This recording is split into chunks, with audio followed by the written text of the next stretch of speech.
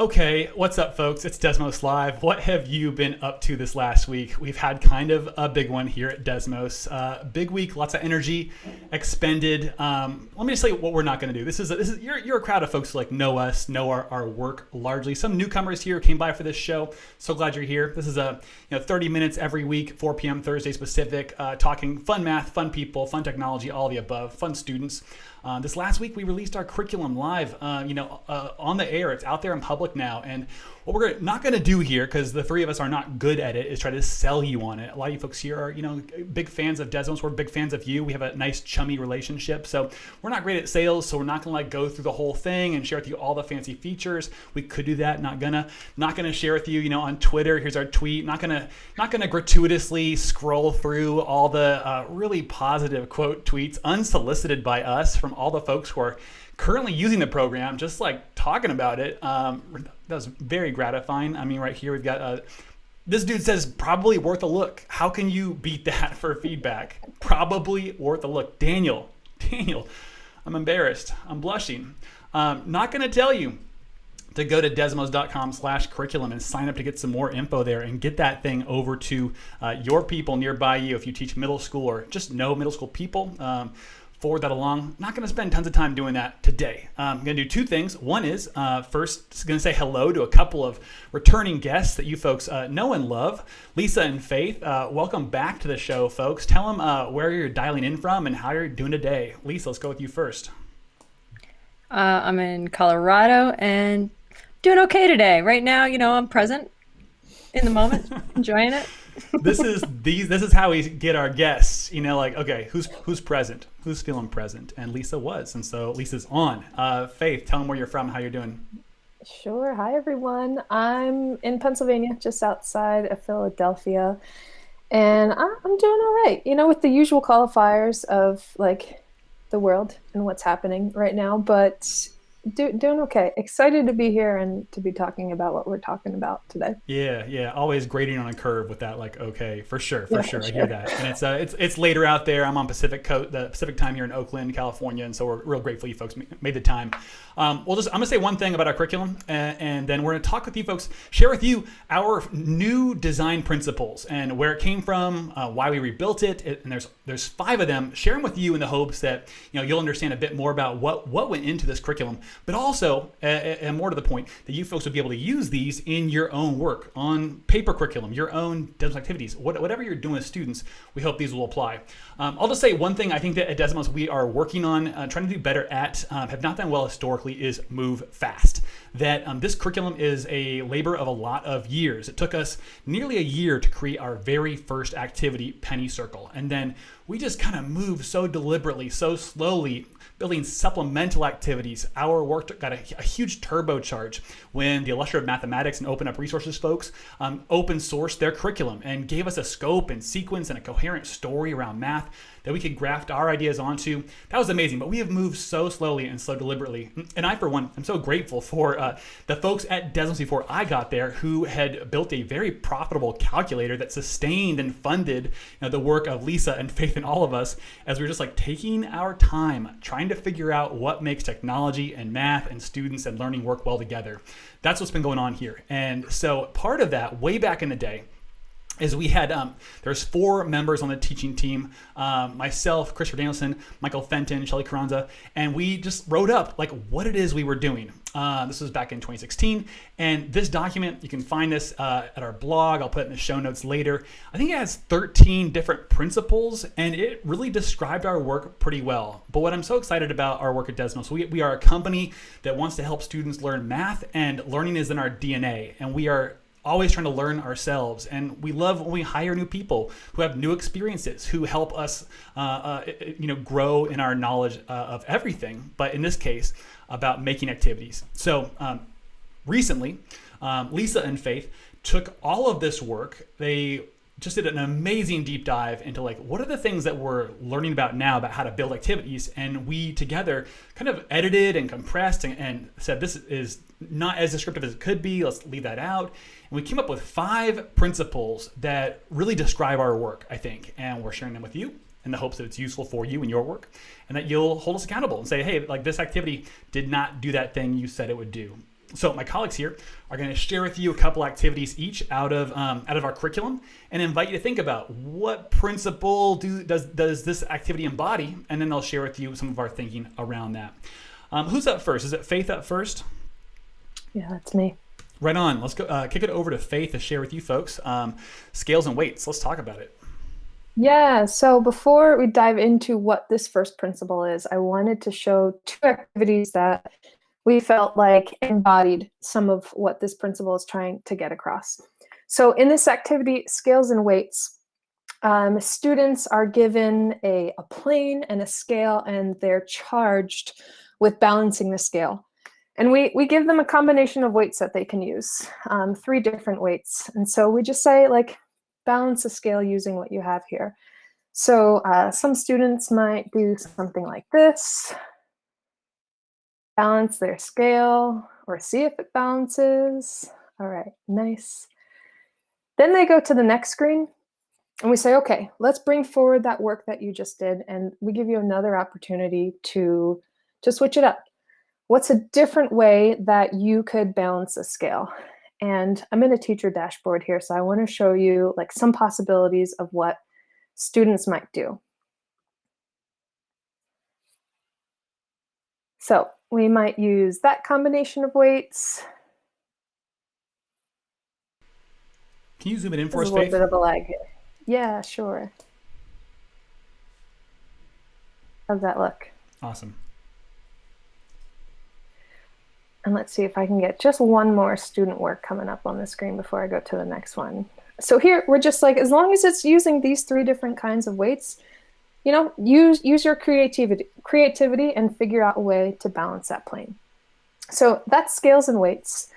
The next activity I wanted to go to is one that is near and dear to our hearts, Turtle Time Trials. And so in the first screen of Turtle Time Trials, we invite students to watch these delightful legs of turtles wiggle across the screen. And we say, just like, tell us a story. What do you see that's going on here? And tell us a story about that.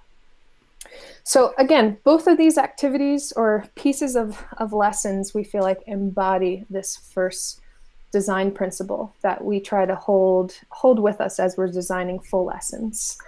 So I might kick it over to the audience. Can I do that, Dan? Do I have the power to kick it over to the audience and say, like, what do you notice? Yeah, it depends what you mean by kick it off, kick it over to. Well, but if it's like asking a question like that, that's a totally fair game. Asking a question. Just want to ask a question. Like, what do you notice between both of these two activities? Like, what do they have in common? I'll give a good teacher pause before I just keep going. I'm going to step on that pause and say you could contrast that with a lot of digital math, I think, where it's like you type in a number or select a multiple choice response is I think what I see us contrasting here, especially with tell a story or write a story, feels very different from a lot of digital math online. What kind of principle does all this embody here? Yeah, so for us, we are envisioning both of these lessons. They just create opportunities for students to be right and wrong in different and interesting ways. So for both of these lessons, scales one more and time weights, there. Give one more time on that one. Oh yeah, sure. Create opportunities for students to be right and wrong in different and interesting ways. Faith, are you saying that wrong answers can be interesting? You aren't saying that, are you? Yeah, definitely, for sure. If we go back to scales and weights, like, I think one way to be, wrong, but still be interesting here. It's like, all right, 32 worked in one position. Yeah. It's not working in another position, but like, why is that interesting? I think why is it interesting is like central to the mathematical arguments that we're trying to make in this lesson. And so wrong answers are definitely going to help us propel our knowledge about like place value and how, spoiler alert, that relates to scientific notation later on down the line. For sure. And the crowd in the chat has lots of great ideas about this. It's interactive. Student voice drives the lesson. Visual feedback. I would say that the turtles aren't like feedback on the student idea. Like the screen does not respond to the story in ways that other screens might later on. We'll chat about it, but you can't Google answers, I think, is a really nice proxy for like, is this interesting? There's noticing and wonderings. My favorite story. Have you folks seen this one that like a kid wrote like an actual like real novel in like in the blank in that blank at one point. It was a kid who, you know, he like I'm just guessing from his last name, he was of Asian descent. And he wrote this very compelling story about like two turtles from different caste systems in feudal Japan, and like there's a whole lot of drama. I got sucked into it, you know, as I was reviewing anonymized student thinking. It got me going, and I love that that's possible here. That's really cool. Lisa, is there anything you want to say about this particular design principle, 1 of 5, before we move over to your next? The only thing I can add is that it's a tricky thing to think about when we're building lessons, and it's one of the first things we think about, I think, when we see like learning goals that we're trying to achieve in a lesson, to think about like, how could this be interesting for a student, and what preconceptions might they come with that we can use to draw them in and start a conversation. Love it. Let's move it over to you and share a couple of other screens for us, Lisa, that might stir our brains in a different direction, that indicating a different kind of principle that we think is really valuable here. All right, so this is another principle we have, and I'm going to share 2 that embody this principle, and then we'll play the game where you try to guess what that might be. This is a screen where students are supposed to build a slide. So if they just press try it with the table filled in, this ramp comes in, and that's a bumpy ride. And so that's not going to work. So we need to make a smoother ride. And by noticing the proportional relationship in this table, or proportional relationship, we can make a smoother ride and see if it works. Wait for it. Woo! So that's one. That's a water slide lesson. And here's another example of a lesson that embodies this principle. And this is one where this is transformation golf, and we can try different things. Like I want to get this solid colored L into the, oh, that one was quick, into the unshaded one. And so we can try different things. We can rotate it clockwise and kind of mess around, see how many steps we can do it in, see what happens if we go at an angle. So those are 2 very different lessons that embody this next principle. I'll do Yeah, while the crowd thinks about like what might be going on there as a principle that connects those 2, can you say a little bit, you know, about like what this stands in opposition to? I think I'm the only person on this call who really wants to talk about like, you know, enemies and whatnot. But I get that, and I love that about everybody at Desmos who's not like me this way. But what is a counterexample? Like, what is a contrast? Like, what would be happening on this screen if it did not, you know, follow this principle that you're thinking about? What I would picture would be like a big red X. Like they press go and nothing happens in the graph, and instead they just get an X. That would be that would be nice. That'd be easier than like whatever's going on here with this complex feed. Like all that right there is real challenging. I can see the appeal of a red X from a designer's standpoint, or a green check. Yeah. So folks in the chat, what's happening here? You know, people. I think this has been one of the longest running themes on Desmos Live. Has been the principle that feel free to share it. Folks are all over this one in the chat though. Yep, folks are all over it. It is to give feedback that attaches meaning to student thinking. Give it one more time. Give feedback that attaches meaning to student thinking. There we go. Yeah, into it. So no consequence for being wrong. These are all implications of, if meaning's attached, then you feel great about that even when it's not right. I had meaning there. Visual feedback, people are saying, really helpful. Faith, you want to say anything about this yourself before we move back to you for another principle? Yeah, I think what's also really great about this visual and interpretive feedback is that students, they can adjust it. And it's like, all right, let me get another go at that. And let me try, like, that's not what I was thinking. Let me try something else. And like, just get a chance to refine their answers. Guess and check, test and try. People have all kinds of different ways of talking about this, but yeah, you know what, and you feel it's like, okay, I can like very inexpensively, very cheaply keep on working here. I love it. Faith, kick it back to you for another principle here. This is so interesting to me. All right, design principle number 3. I've got 2 more activities for you. So in this activity, make it scale, students are learning about creating scaled copies. So they've got a choice of different images that they want to create a scaled copy of. So I'm going with this lovely flower here, trying to make a scaled copy with a scale factor of 2. Let's see how I do. It's always great doing this live. See my beautiful artwork, but it looks Yes. like I kind of missed the mark. I was a little bit, not so. I went a little too large, so I might try to take things back a little bit and make them a little bit smaller. But I'm for the sake getting of time, strong attaching meaning to thinking vibes here from this one as well. I know you're not doing that one, but I'm catching that also here. the activities overlap with these design principles. That's the beauty. It's not just one for each. It is beautiful. For each lesson. It is. So I'm just going to head over to the next screen where my sketch slightly goes overboard because it's a little bit too big. And with our sketch tool, it's pretty nice. It's a great tool, but like it's hard to sketch out specific pictures like this. Like sketching a line's real easy, but when I get to drawings, I need a little bit more precision. So we kick that dilemma to students and we say, like, how could we help you here? Or like, what tool might you use, or what could you use to make a more accurate scaled copy? Where we're trying to get students to see, like, yeah, this isn't the best way of going about things. How can I make it a little bit better? And this just sets up a lovely class conversation. Imagine students just coming up with lots of different answers, like, tell me about the length of, the petals or the stem of this, and that'll help me draw a better image. Or some students might even point towards a graph and a grid. And that's where we go toward in the next screen, where we provide that tool, and students then get another chance to draw the same image with a scale factor of 2. So that's make it scale.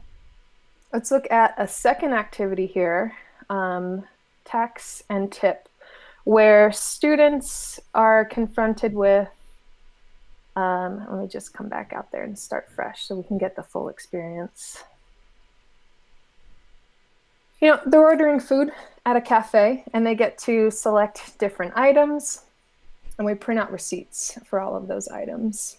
This is still a calculator component. Am I right? Is that still correct? These are still graphing. Mm-hmm. These aren't. Yeah, that's just bonkers to me.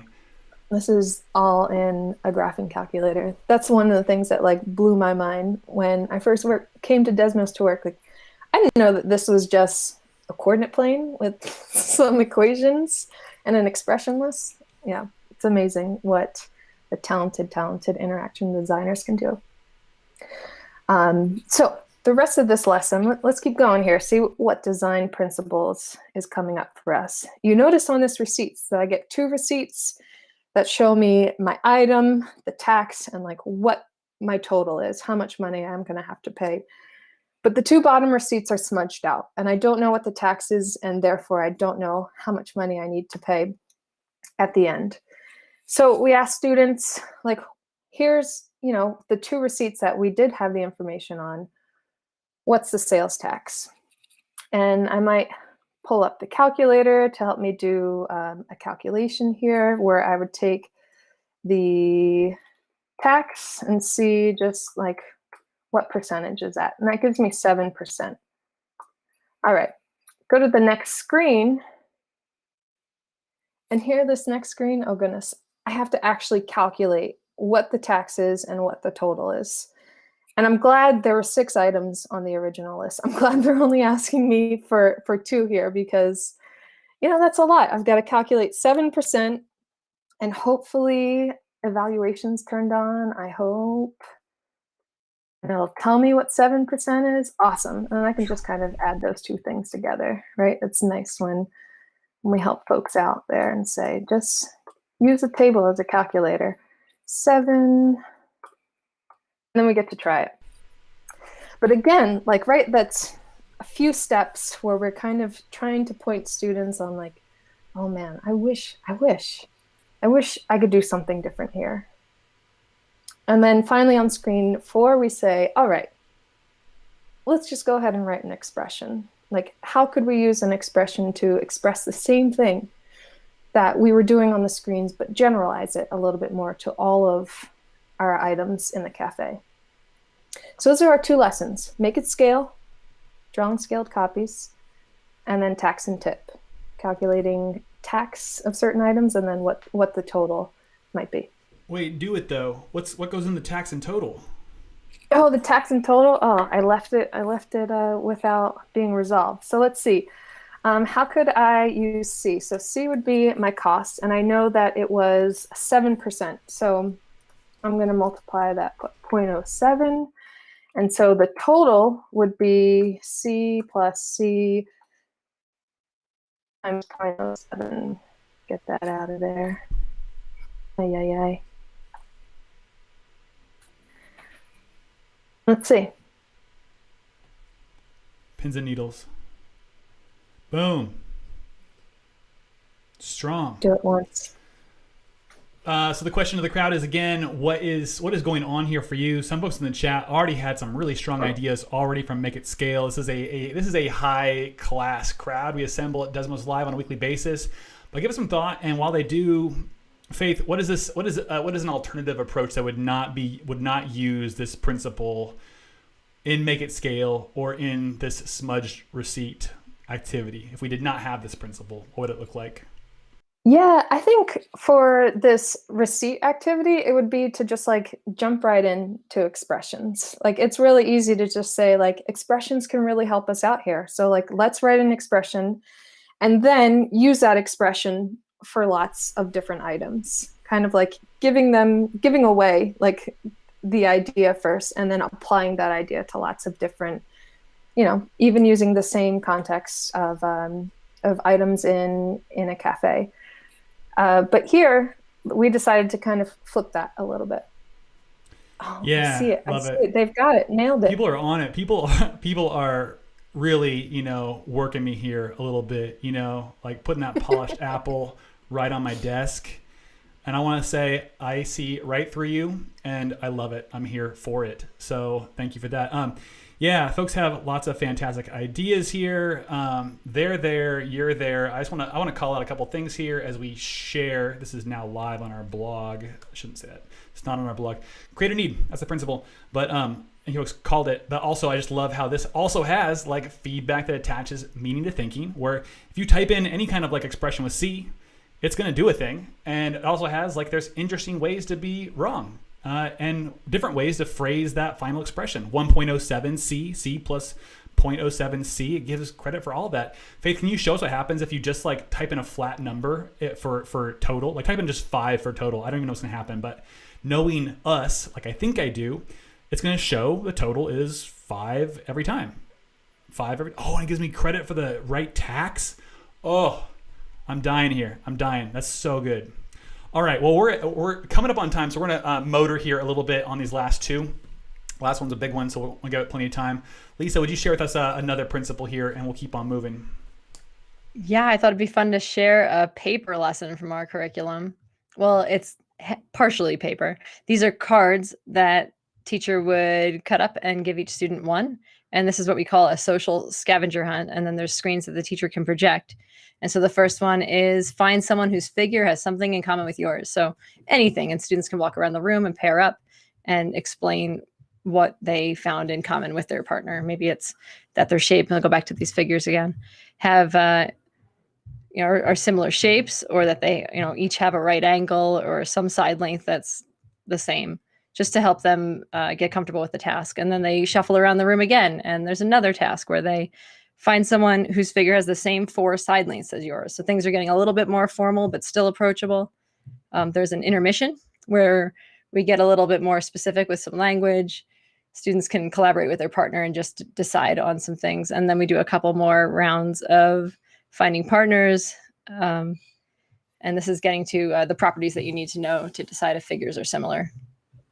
So that's one activity that is mostly just students talking to each other and face-to-face interactions. There's no inputs on any of these screens, no feedback. This is a teacher sharing the screens and students talking. Wait, back up. Sorry, no inputs? Students talking? Students out of chairs? Are they like holding their laptops and tablets while they are walking around the classroom? Excusez-moi? What's going on here? They have a card. What's the principle at play here? Let's not tease him here at this one, but this is rather unusual for a company that is known for its like technology prowess to be like using paper. Excuse me. dead medium, dead trees? What's up? More than paper, they're using each other. Each other? What's the principle here at play? The principle would be use a variety of resources. Variety of resources. And I love how you folks have pushed. I can think of just like so many people on the faculty who have pushed our understanding of what is a resource for learning. And for me, I don't know about you folks, the real mind-blowing part is like students are resources, that their ideas that they come into the classroom, just the wacky ideas that they're developing, anywhere at home, like understanding patterns and numbers in ways that are hard to predict, but always interacting with new learning and their resources. And this is one I would say. I think the last one is where I really feel the difference with the new faculty members and you folks as new authors pushing our thinking. The first three, I think, here have a lot in common with items that were on the original document. But this right here is really special to me. I've been really happy to hear you folks describe it. Faith, what does this call to mind for you? What's the most important part of use a variety of resources for you when you think about it?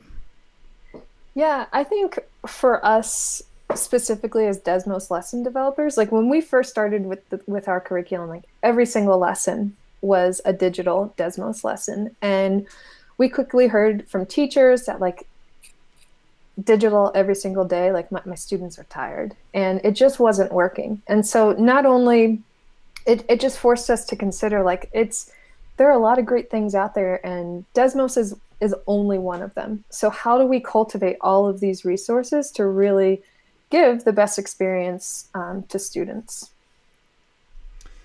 Yeah, love that. Really exciting to me. This is a fantastic digital curriculum, and I also feel like it's the best paper curriculum that I've seen. Also, it does the best of both, not just for the sake of variety, but also because like some math is better expressed on paper, scribbling, for instance, or moving shapes around, that kind of thing.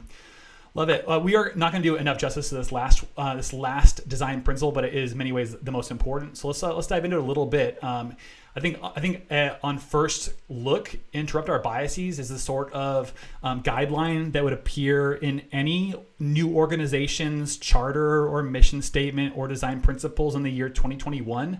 Like I think that there's no issue, like no one's going to critique you really for like having this in your documents at this point. But like, so I really want to know, like, what does this mean versus like, we have this thing up on our documents, we talk about it, but like, how has thinking about our biases, as humans who have, like goldfish sized brains, like we're just like people, how does this understanding affect the way you folks have created activities, design things for students? One of the things, we've done a lot of things, and it's hard to illustrate interrupting our biases through examples, but one I can show if you want to share my screen is this random name picker. This is just a concrete example I can come up with, where there was a lot of discussion around this and what names we choose for students in our lessons. Occasionally when we say like one student thinks this, another student thinks that, there was a lot of thought and effort, which interrupted our biases to make sure that we were representing all students and having a nice balance of pronouns, including they and he and she, and a variety of cultural identifications. And then we use a random number picker and keep track of what lessons they appear in so that we can make sure that students can see themselves within the lessons. And this was something that took a lot of thought on our part. We looked at the top 200 baby names from 2005, which is roughly when these students would have been born, who are using our lessons, and started with that and then made some adjustments. That's an example. Another one that I can come up with is our equity principles. I read these queries and ask them of myself, and it pushes me sometimes to, especially when I'm in the starting development of a lesson and thinking about who might this idea help or harm. Like I'll draft a lesson. I did it 2 days ago, a lesson that I started asking myself these questions and realized that I needed to completely scrap that idea and start over, because it was not a approachable context for everybody. So I think that this is one concrete example of how we interrupt our biases. Faith, what's this call to mind for you in your work designing lessons and curriculum for students? Yeah, it really just speaks to, for me, the process overall. And so like if you look at the finished product without looking at the journey that product took, like you wouldn't necessarily catch all of the instances where we're constantly questioning ourselves and saying like, is this the best for students, and is this the best for like the students that we are trying to reach? And so it's not just about developing lessons, right? Because we bring so much of ourselves into developing lessons. So it's, partially interrupting our biases, as it relates to math education in general, as it relates to like the systemic racist society that we live in, and interrogating that. Like we have to do work, not just learning about students as it relates to math, but like our position in the world, and interrogating that and seeing how that informs our work that we do with this curriculum. Yeah, well said. And some of that is really hard to systematize. Like I think a lot about the work that you put into like leading us through book studies and to some serious conversations to interrogate our position in society. That's important, and it has impacts that are far-reaching and often hard to discern in the moment. I also really appreciate what Lisa showed, where we have said to ourselves, like, yeah, we have biases and we can have great intentions, but our biases they're just like, they're so part of our cultural experiences and hard to override sometimes, even with good intentions. And so we made a spreadsheet. And there's like no shame in that. It's not like throwing in the towel and saying like, oh, we had to systematize a way to counteract our biases. It's like, no, we acknowledge that our biases are real and we're kind of stuck with them, and we can work on them. But until we rid ourselves of them, if that's even possible, we're gonna like create a spreadsheet. And I really dig that about our work here. I love how other teams, even the design teams and the engineering teams, like they have systems for making sure their code is as small as possible. We hire services like a browser stack, which lets us test our work on lots of different devices and browsers that students might have all across the country, the students we want to serve. These are systemizations of interrupting our biases. And so overall, I'm so grateful for this time that I had with you two. I don't get to work with you often enough, but to create this document and benefit from your thinking and the faculty's thinking and Desmos' thinking. We share it with you folks. It's in the show notes. It's on our blog right now. It has our 3 names and faces, but it's the result of just so much work and so much thinking. As I mentioned, very slow work, too slow work in many cases. But that if we work this hard for this many years, we plan to be around for much, much longer. And who knows what we'll look like after another period of this much work. So give it up for Faith and Lisa. Before we sign off, I just there's a couple of questions popped up in the chat I wanted to address. Someone's asked, like, when would these activities be used during a lesson? Faith and Lisa shared with you a couple screens, not the entire lesson. Faith, would you just say a few words about like how Make It Scale, how the flower is situated in a lesson? Is that like all students are doing is sketching bad flowers, or what's the deal there? Sketching bad flowers is definitely a big part of that lesson, but that's not all. Like students then get to witness like the power of the grid and how they can refine the accuracy of their drawings. And then they get a new shape and they look at that shape and they get to choose a scale factor. So they can stay with integers, or they can choose, 2.5 as their scale factor and then draw a different shape on a grid. And so the purpose of that lesson is getting students just to create scale factors and thinking about, okay, if I want to take a side length of 3, like what does that mean in the drawing that I need to create, and just practicing the mechanics of making those scale factor or those scaled images.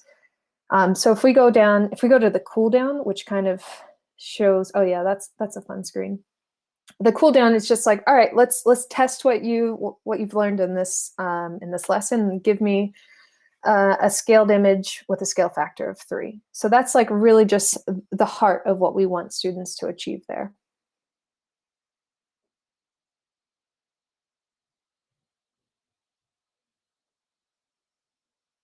Oh no, Dan, I can't hear you. Thank you so much. This is not just Happy Fun Interactive. This is not that that's bad, but this is a whole curriculum. That activity is situated in a whole storyline of the activity. from warm up all the way down to the cool down there. And so we got teacher moves attached to those. Those are important as well. All that's pretty important. So thanks for sharing that part. Other questions popped up, a couple more, then we're out. You did say you were building Algebra 1, right? Are we? We love Algebra 1. That's what we can say is we love algebra in general. Super powerful. So watch out for that. Someone's asking in the chat, is it Desmos or Desmos? Buddy, it's whatever you want it to be. We're whatever you want us to be. All right. We love you. Say it how you want to. And someone asked, I'm so excited. Where can I show administrators? Again, we'll have someone load this into the chat. It's definitely in our show notes. Where'd you go? Desmos.com/curriculum. It's where you go. Get some info on how to bring that to your school or schools nearby you. You can preview the curriculum. Can't teach all of it, but we got so many lessons are available to preview, which for me, I love. I always want to see like what's in a textbook, and it's always a bummer to have to go to a conference and stop by the booth and kind of snoop around. But we're just like, hey, here's what we're about, and we got a document for you to think about. Check it out. And if you want to know, is this real? How does this actually work in activities? They're all right here. Check them out and let us know what you think. Tweet at us, at Desmos, at DD Meyer, at the folks right there on the screen. Lisa and Faith, it's always a pleasure to hang out with you. And same to you folks in the chat and watching without chatting. We'll see you next week, 4 p.m. Thursdays for more great math, more great tech. Take care now.